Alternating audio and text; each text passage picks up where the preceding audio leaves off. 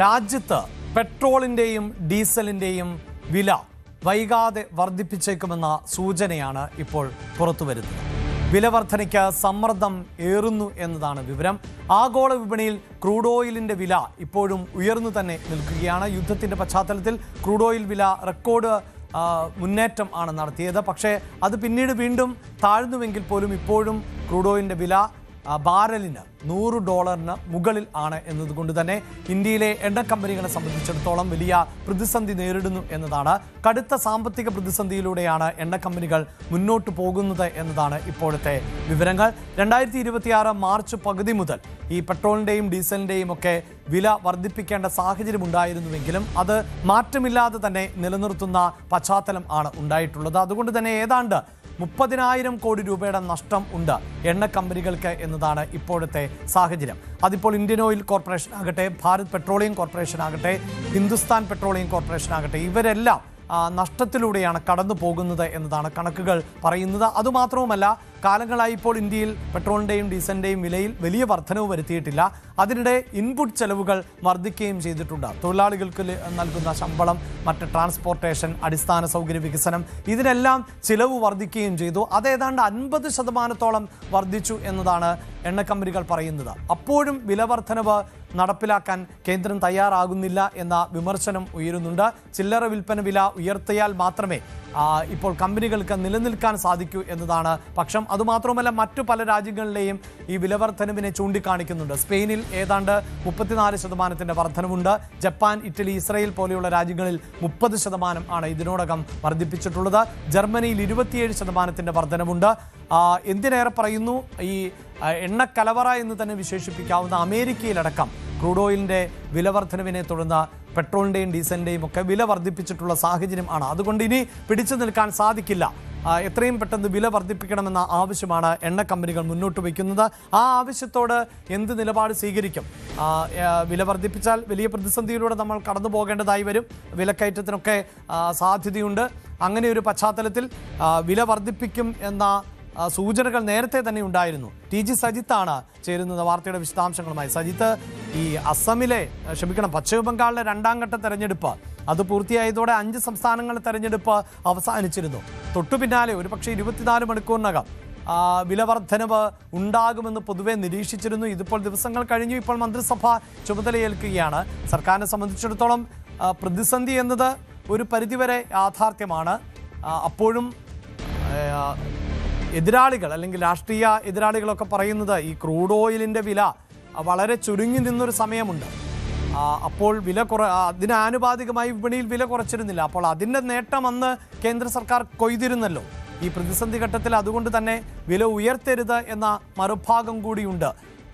ആ മറുഭാഗത്തെ എത്രത്തോളം മുഖവിലക്കെടുക്കാൻ ഇപ്പോഴത്തെ പശ്ചാത്തലത്തിൽ കേന്ദ്ര സർക്കാരിന് സാധിക്കും സജിത്ത്?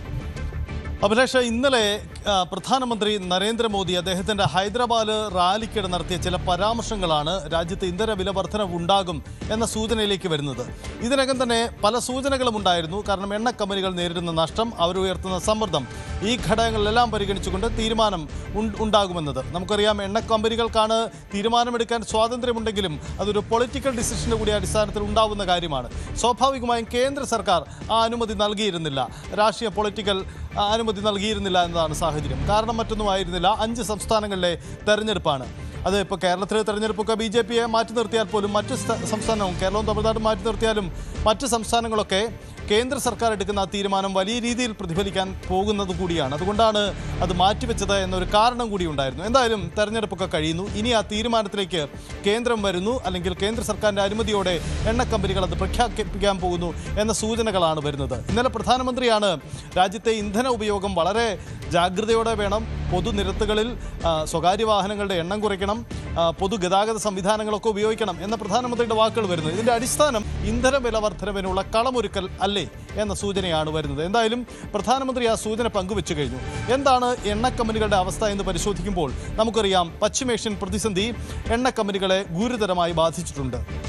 കഴിഞ്ഞ ഒരു 10 ആഴ്ചത്തെ കണക്കെടുക്കുമ്പോൾ തന്നെ 1 ലക്ഷം കോടിയോളം വരുന്ന നഷ്ടം അവർ നേരിട്ടു എന്നാണ് അവർ വിശദീകരിക്കുന്ന കാര്യം. അതേസമയം ക്രൂഡ് ഓയിൽ വില അന്താരാഷ്ട്ര മാർക്കറ്റിൽ കുറഞ്ഞ സമയമുണ്ട്, പക്ഷേ അന്ന് വില കുറച്ചിരുന്നില്ല എന്ന മറുവാദമുണ്ട്. എന്തായാലും എണ്ണ കമ്പനികൾക്ക് പച്ചക്കൊടി കാട്ടുകയാണ് കേന്ദ്ര സർക്കാർ ചെയ്തിരിക്കുന്നത് എന്ന സൂചനയാണ് പുറത്തു വരുന്നത്. അങ്ങനെയെങ്കിൽ ആ തീരുമാന പ്രഖ്യാപനം ഉടൻ ഉണ്ടാകാം. ഇന്ന് വൈകിട്ട് 3:30 സുപ്രധാനമായ ഒരു വാർത്താ സമ്മേളനം കേന്ദ്ര സർക്കാർ വിളിച്ചിട്ടുണ്ട്. ബന്ധപ്പെട്ട വകുപ്പിലെ മന്ത്രിമാരാണ് വൈകിട്ട് 3:30 മാധ്യമങ്ങളെ കാണുന്നത്. ഒരു പക്ഷേ നിലവിലുള്ള സാഹചര്യം സംബന്ധിച്ച് ഒരു വ്യക്തത വരുത്താനായിരിക്കും കേന്ദ്ര സർക്കാർ ശ്രമിക്കുന്നത്. അങ്ങനെയെങ്കിൽ ഇന്ധന വില വർധനവ് തീരുമാനം ഉടനടി ഉണ്ടാവാനുള്ള സാധ്യത തള്ളിക്കളയാൻ കഴിയില്ല. നിലവിലെ സാഹചര്യത്തിൽ ഇന്ധന വില വർധനവ് നമുക്കറിയാം, 10 പൈസ 15 പൈസ പോലെയുള്ള വർധനവൊക്കെ കാലാകാലങ്ങളിൽ സംഭവിച്ചുകൊണ്ടിരിക്കുന്നതാണ്. അത് വലിയ രീതിയിൽ അങ്ങ് പ്രതിഫലിക്കാറുമില്ല. പക്ഷേ ഇപ്പോഴത്തെ ഈ പ്രതിസന്ധിയിൽ വലിയ നഷ്ടമെന്ന് അവർ അവകാശപ്പെടുമ്പോൾ ഒരു വലിയ വർധനവ് വരുമോ എന്ന ചോദ്യമാണ് ഉണ്ടാവുന്നത്. ആ വലിയ വർധനവ് അങ്ങനെയെങ്കിൽ നമ്മുടെ ദിനക്രമങ്ങളെ വലിയ രീതിയിൽ തന്നെ ബാധിക്കുന്ന അവസ്ഥയിലേക്ക് പോകും. എല്ലാ തരത്തിലുള്ള മാർക്കറ്റ് റിഫ്ലക്ഷൻസും നമുക്ക് ഇതിനോടനുബന്ധിച്ച് പ്രതീക്ഷിക്കാമെന്ന സാഹചര്യം കൂടിയുണ്ട്. അപ്പോൾ ആ തീരുമാനം വളരെ പ്രധാനപ്പെട്ടതാണ്. പ്രധാനമന്ത്രിയുടെ ഈ പ്രസ്താവനയ്ക്ക് പിന്നാലെ രാജ്യത്ത് വലിയ തരത്തിലുള്ള ഒരു രാഷ്ട്രീയമായി തന്നെ ഇത് ചേരിയും ഏറ്റെടുത്തിട്ടുണ്ട്. പ്രത്യേകിച്ചും പ്രതിപക്ഷ ചേരിയിലെ നേതാക്കളൊക്കെ പ്രധാനമന്ത്രിയുടെ പ്രസ്താവനയ്ക്കെതിരെ രംഗത്ത് വന്നു കഴിഞ്ഞു. കാരണം ഇത്തരം സാഹചര്യങ്ങൾ നേടാൻ പ്രധാനമന്ത്രിക്കും കേന്ദ്ര സർക്കാരിനും കഴിയാതെ പോകുന്നു, അവിടെ പരാജയപ്പെട്ടു. അതാണ് ഇത്തരമൊരു പ്രസ്താവനയുമായി ഇന്ധന ഉപയോഗം കുറയണമെന്ന പ്രസ്താവനയുമായി പ്രധാനമന്ത്രി രംഗത്തെത്തിയതിൻ്റെ കാരണമായി പറയുന്നു. ഒപ്പം തന്നെ അമേരിക്കയുടെ സമ്മർദ്ദത്തിന് വഴങ്ങി റഷ്യയിൽ നിന്നുള്ള എണ്ണ വാങ്ങൽ ഒഴിവാക്കിയതാണ് കാരണമെന്ന മറുവാദം കൂടിയുണ്ട്. ഇങ്ങനെ പലതരത്തിൽ ഇതിന് പൊളിറ്റിക്കലും അല്ലാതെയുമുള്ള സാധ്യതകൾ കൂടി ഈ പ്രധാനമന്ത്രിയുടെ പ്രസ്താവന വഴി തുറക്കുകയാണ്. എന്തായാലും രാജ്യം ഒരു പ്രധാനപ്പെട്ട തീരുമാനത്തിന് ഉണ്ടാകുമെന്ന സൂചനകൾ പങ്കുവയ്ക്കപ്പെടുന്നുണ്ട്. അങ്ങനെയെങ്കിൽ ഒരുപക്ഷെ വൈകിട്ടോടുകൂടിയോ നാളെയോ ഒക്കെ ഒരുപക്ഷെ ആ തീരുമാനം വന്നേക്കാം. എന്തായാലും എണ്ണ കമ്പനികൾ വലിയ നഷ്ടം നേരിടുന്നു, ആ നഷ്ടം നികത്തണം, ഇതാണ് കാരണമായി പറയുന്നത്. പൊളിറ്റിക്കലി അവർക്കുണ്ടായിരുന്ന ഒരു പ്രതിസന്ധി എന്തായാലും തെരഞ്ഞെടുപ്പ് സാഹചര്യത്തിൽ ഒഴിഞ്ഞു കഴിഞ്ഞു. അങ്ങനെയെങ്കിൽ ആ തീരുമാനം കൂടി ഉണ്ടാകുമെന്ന് നമുക്ക് പ്രതീക്ഷിക്കാം.